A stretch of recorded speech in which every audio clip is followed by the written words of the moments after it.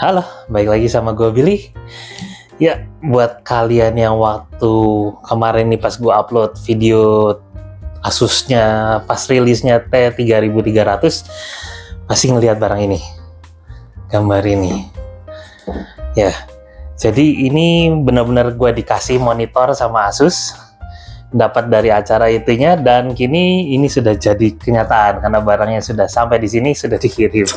Nah, ini dia barangnya. Jadi ini monitor ProArt-nya Asus ProArt display itu. Nah, serinya ini PA248QV.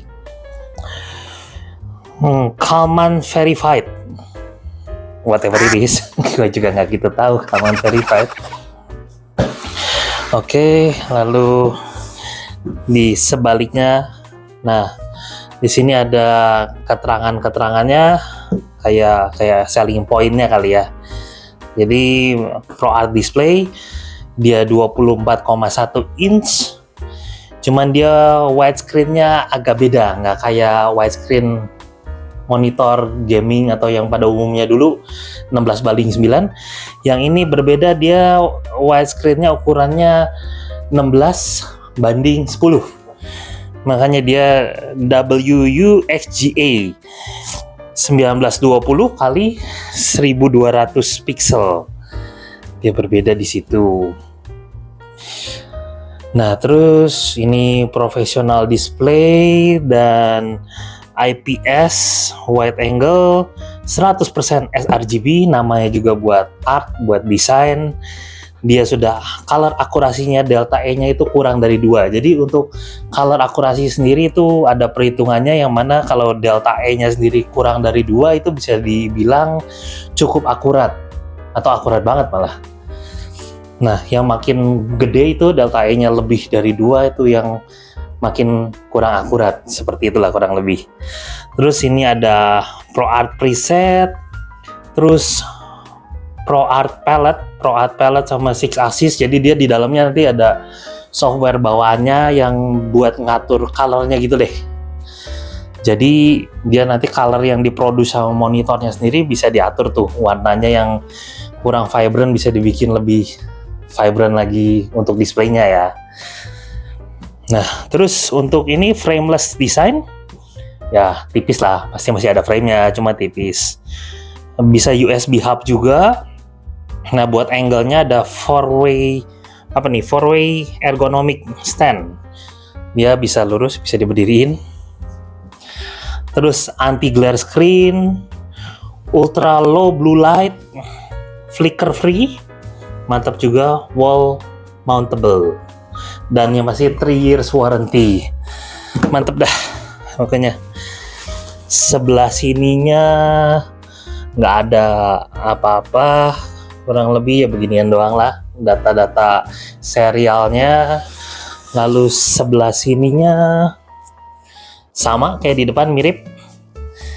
Jadi kita langsung aja ke monitornya. Bukanya gimana ya? Yang dulu monitor buka, gue salah buka, kebalik. Yang ini salah buka nggak ya?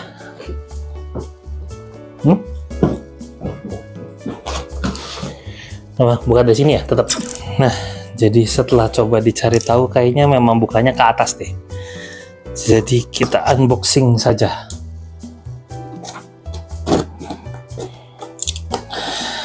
Jadi cerita sedikit tentang monitor ini, sebenarnya awalnya dari dulu memang gue udah pengen beli monitor buat gantiin ya monitornya bini gue yang masih old school, yang monitor kantoran asal ada aja gitu. Nah, pengen ganti, cuman belum jadi ganti. Ternyata dikasih. Jadi lumayan banget dah.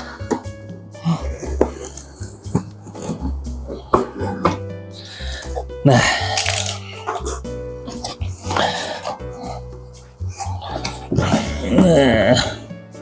jadi kelengkapan barang-barangnya kita mulai deh. Yang ini pertama, kabel apa ini? Kabel seperti ini. Buat kalian yang tahu boleh komen di bawah. Jujurnya gue nggak tahu ini kabel apa. Ini kabel powernya, kabel listrik. Ya, ini dapat kabel display port DP, kabel display portnya, dan dapat kabel HDMI juga. Lengkap juga ininya, apa, periferalnya, ya itunya lah. Oke, main event barangnya sendiri, mari kita keluarkan.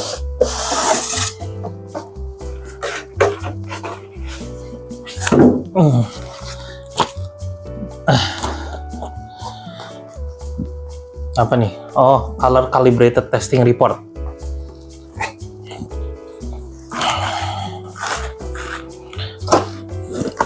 Ini ada kakinya.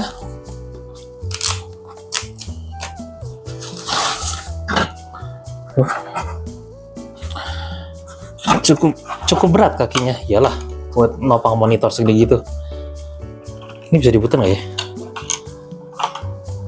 Kayaknya nggak bisa diputar. Kok seperti tidak lurus? Oh bisa, ternyata ini bisa diputar. Nah,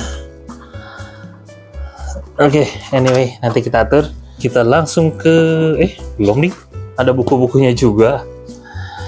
Ini ProArt, kayak apa ya, sertifikasi gitu. Terima kasih sudah membeli barang ini. Oh ya, welcome to Asus ProArt family. Common verified.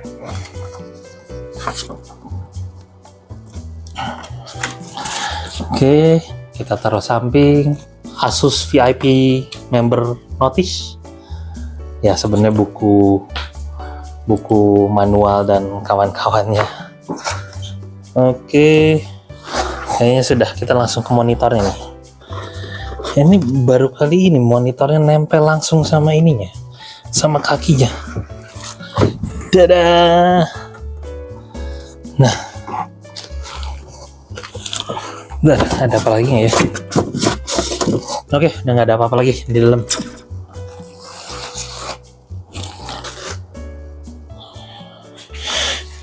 Jadi ini kakinya sudah dipasang. Sebelum pasang kakinya kita lihat ininya dulu, konektornya cukup banyak dan cukup lengkap. Nah, jadi kita mulai dari yang sebelah sini.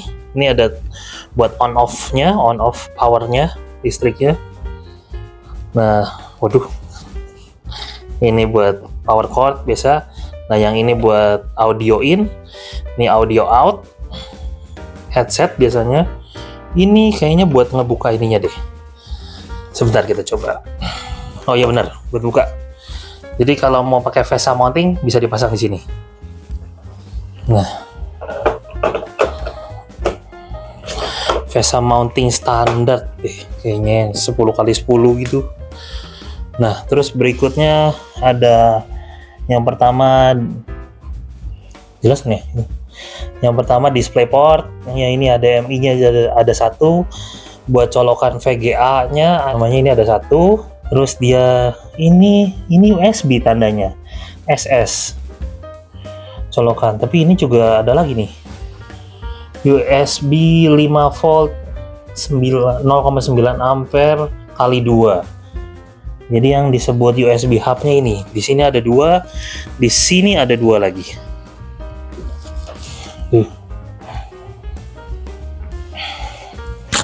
Cukup banyak juga konektornya, dan ya buat kunci lah. Oke. Nah, ini monitornya.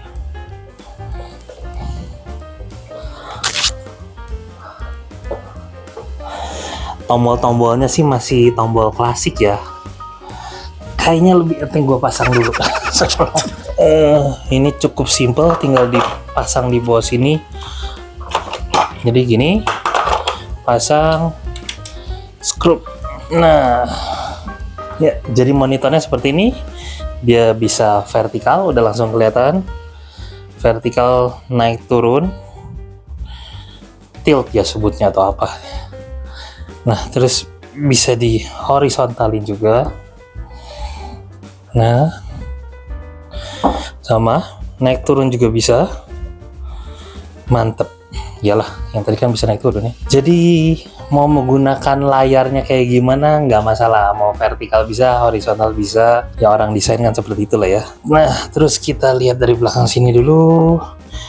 Dia desainnya agak unik ya. Desain yang garis-garis kayak begini. Lalu ini label Asusnya. Kita sahkan dulu, kita buka. Nah. Terus di sininya kayak model ini sih grade-grade kayak gininya model apa ya, mirip kayak punggung layarnya laptop gua. Ada grade-grade begini. Unik sih, cuman ini plastik, yang itu metal. Kakinya seperti ini. Oh iya, ini bisa dinaik turunin juga tuh. Mantap. Nah, sekarang kita ke depannya. Ding ding ding. Desainnya sih agak unik, memang bezelnya dia tipis banget dan desainnya di sini ada kayak model sentian gitu, ada garis-garisnya. Jadi memang pro art, diibaratkannya ini penggaris. Nah ini tombol-tombolnya sih, ada tombol on off-nya juga dan tombol pengaturan lainnya. Nah untuk ngesahinnya kita lepasin dulu ini. Kayak begini-beginian jangan dibiarkan nempel. Karena yang pasti kalau sini obviously mengganggu layarnya. Selain dari itu, kalau dia dibiarin nempel, dibilangnya kayak kan suka ada tuh plastik-plastik kalau di barang elektronik baru gitu, itu untuk jangka panjangnya bisa bebekas nantinya kalau sudah debuan segala. Jadi lebih baik langsung dilepas. Kita langsung tes aja. Ya, oke. Jadi ini gue udah bawa laptop.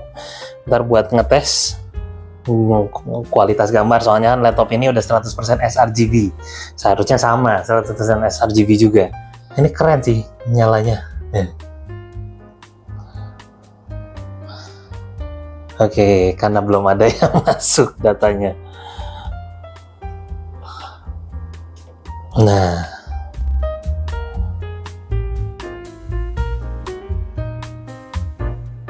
jadi bisa kelihatan hasil gambarnya dari sini yang masuk ke sini.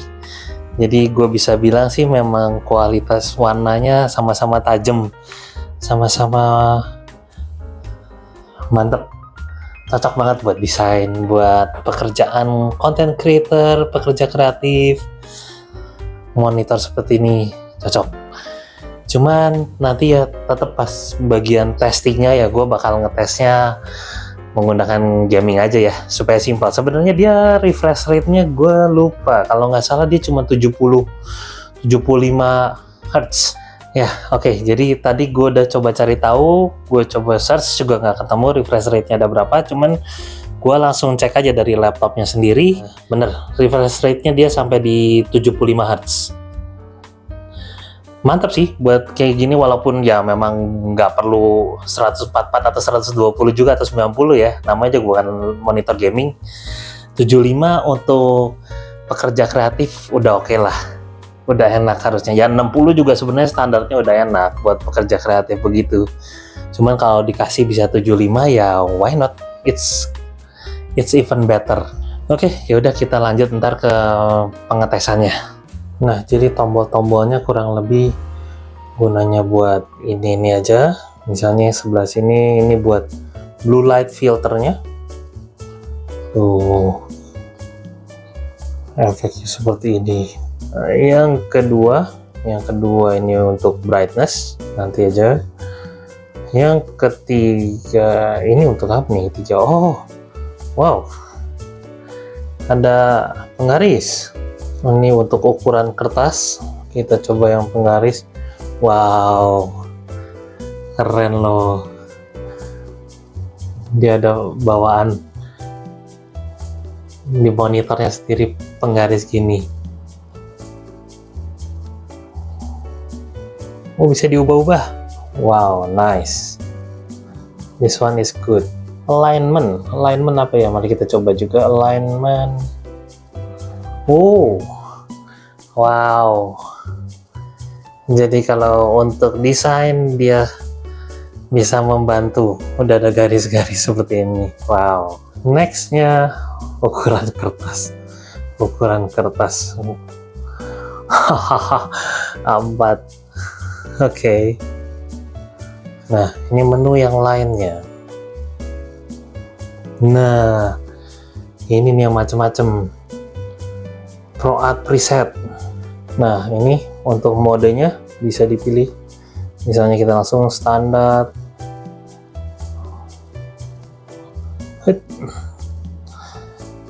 High power consumption notice. Oke, kita cancel dulu aja.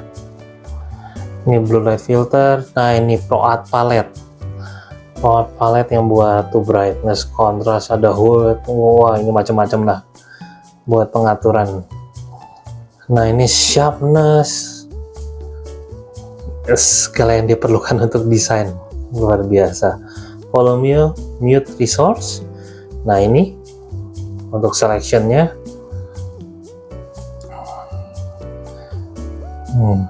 Shortcut. Luar biasa sih ini monitor. Tadi gue sempet pas gue lihat-lihat ke monitornya sendiri, kayaknya gue ngerti deh ini kabel USB yang satu ini gunanya buat apa. Jadi sepertinya nanti gue tes juga sekalian. Ini tuh kabel buat untuk ini apa namanya USB kan dia USB hub nih fungsinya.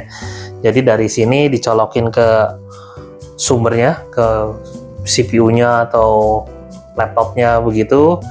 Nah, terus dari sini dimasukin ke colokan yang ininya tuh buat masuk ke monitornya. Feeling gue sih kayak begitu. Nanti kita tes. Jadi ini kabel untuk kayak buat kabel datanya USB lah, buat dari sini ke sini tapi yang dedicated. Nah, di sini kan USB hub tadi kita tes ya. Ini mouse USB. Nah, udah gue colok. Tanpa kabel ininya, kita coba nih jalan atau enggak. Enggak jalan. Kita coba sekarang pasang ininya.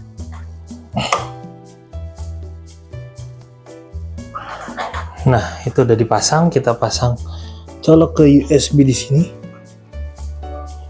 Nah, udah bunyi nih, dia ngedetect something. Iya, bener. Ini gerak sekarang. Berarti itu memang kabel buat ya menyalurkan, memanjangkan ya itulah data transfer USB-nya. Kita ngetes gaming. 10 GB juga. Oke, jadi ini gue dari game Genshin Impact-nya udah coba di setting full buat yang resolusi tingginya ini 1200, cuman nggak ada optionnya, jadi ya udah tetap 1080p. Nah, anyway, buat monitornya sendiri, sorry muka gua nggak nongol. Jadi monitornya ini sendiri dia sudah ada built-in speaker. Jadi ya kalau HDMI udah dicolokin ya memang otomatis speaker juga nongol, suaranya masuk dari sini juga gitu. Tergantung dari source-nya si komputer mau nongolin di speaker atau di monitor. Cuman FYI aja, ini kualitas speakernya sih nggak bagus-bagus amat. Lebih tepatnya tidak bagus sama sekali. Agak flat lah kualitas speakernya, agak cempreng juga. Jadi ya bener-bener speaker yang asal ada aja.